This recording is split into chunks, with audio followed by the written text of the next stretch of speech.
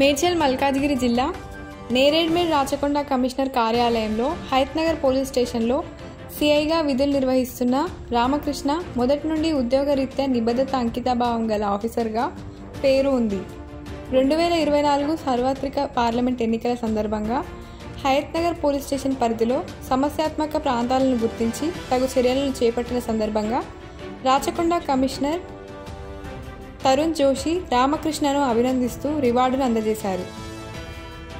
రివార్డును అందుకున్న సిఐ రామకృష్ణ మీడియాతో మాట్లాడుతూ రివార్డును అందుకోవడం తనకు ఎంతో ఆనందంగానూ ఉంది అని మరియు వృత్తి పట్ల తనకు బాధ్యతను పెంచిందని తెలిపారు. ఇక ముందు కూడా మరింత బాధ్యతగా ఉంటూ ప్రజలకు న్యాయం జరిగేట్లు చూస్తూ శాంతి భద్రతలను కాపాడుతానని తెలిపారు.